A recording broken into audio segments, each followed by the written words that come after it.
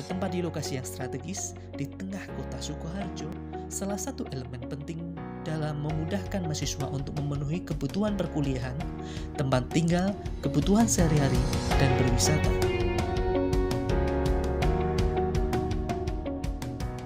Program studi pendidikan yang menciptakan tenaga profesional siap kerja untuk membantu individu yang memiliki masalah pribadi, hubungan sosial, belajar, dan karir. Bimbingan dan konseling Univet berdiri sejak tahun 1983 dengan nama Psikologi Pendidikan dan Bimbingan, kemudian berganti nama menjadi Bimbingan dan Konseling dengan akreditasi B. Lebih dari 1.800 alumni lulus dari BK Univet dengan mayoritas sebagai guru, pengawas pendidikan, dan kepala sekolah. Melalui dosen-dosen yang minimal bergelar magister dan syarat akan pengalaman, kurikulum dirancang secara komprehensif untuk menciptakan mahasiswa yang terampil, komunikatif, berdaya saing, dan profesional. Beberapa kegiatan perkuliahan yang dilakukan dalam menumbuhkan dan mengembangkan profesionalitas mahasiswa antara lain: layanan klasikal, konseling individual, konseling kelompok, bimbingan kelompok, instrumen tes dan non-tes, pengembangan media, seminar dan workshop BK, dan pengadministrasian. Segudang prestasi pun sudah ditorehkan mahasiswa di berbagai daerah di Indonesia seperti juara umum media pembelajaran tingkat nasional tahun 2017, finalis Indonesian Counseling Competition 2019, Perparprov 3 2018 Surakarta cabang atletik kategori 1.500 putra, juara futsal antar perguruan tinggi se-Jawa Bali tahun 2017 dan 2018.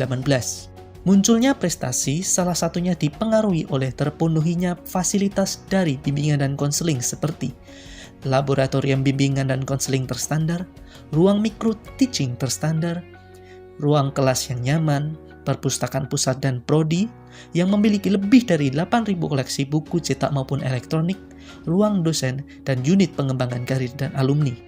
Selain itu, masih ada fasilitas umum seperti parkiran yang luas, lapangan untuk berolahraga, dan berbagai unit kegiatan mahasiswa sebagai wadah pengembangan diri mahasiswa. Ayo, Bergabung bersama kami.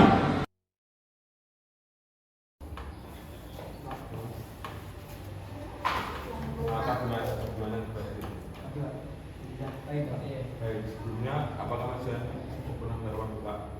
Belum Pak, ini baru pertama kali sih Pak. Oh, belum pernah. Jadi ini pertama kali Mas Jan sini ya. Terus apa kali? Jadi ini Mas Jan. Mas Jan tahu belum? Tahu kenapa Bapak panggil ke sini? Nggak tahu Pak. Jadi Bapak panggil ke sini itu untuk melakukan layanan konseling individu dengan teknik self-help. Mas Jan tahu nggak teknik individu itu? Belum tahu Pak, soalnya baru pertama kali ini Pak.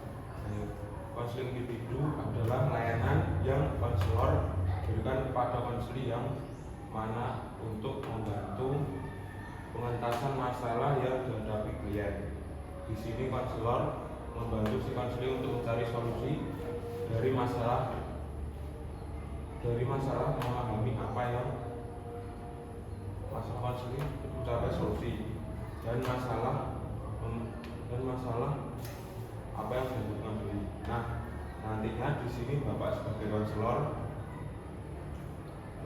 itu akan membantu Mas Johan memahami masalah yang dialami Mas Johan, mencari solusi apa penyebab masalah yang dia bisa hadapi. Nah, tentunya juga Mas Johan sebagai konselor harus terbuka dan jujur dalam mengutarakan masalah yang dia bisa hadapi. Tapi kalau Mas ragu misalnya nanti rahasia saya ketahuan dong Pak. Nah, saja saya dalam bimbingan dan konseling itu ada asas-asas yang harus dipatuhi selalu. Salah satunya itu asas kerahasiaan dan keterbukaan. Asas kerahasiaan itu akan menjamin bahwa rahasia Mas Jihan itu aman dan terjamin. Jadi Mas Jihan tidak perlu takut untuk terbuka pada konselor. Nah, terus asas keterbukaan dan di sini Bapak sebagai konselor sangat berharap pada Mas Jihan agar mau terbuka nantinya terkait masalah yang Mas Jihan hadapi, agar nantinya layanan ini berjalan dengan lancar. Jadi sampai sini paham? Salah paham, Pak. Jadi begini, Bapak mendapatkan laporan dari wali kelas Jihan yang mengatakan bahwa di kelas ini itu tidur di kelas, tidak mengerjakan tugas. Nah, coba dijelaskan aja kenapa bisa melakukan hal seperti itu. Jadi begini Pak, saya itu selama ini banyak masalah Pak. Salah satunya saya tidak fokus itu ya karena akhir-akhir ini saya masih banyak pikiran karena saya ini punya hewan peliharaan yang dari kecil sudah saya pelihara, tapi besarnya itu diambil orang. Baik, Bapak paham apa yang Mas Jihan rasakan. Mas Jihan pasti sangat sedih kehilangan kucing saya Mas Jihan. Tapi Mas Jihan itu tidak boleh berlarut-larut dalam kesedihannya. Kenapa? Karena hal ini akan berdampak pada aktivitas Mas Jihan, seperti tidak fokus saat jam belajar, tidur di kelas, bahkan membolos.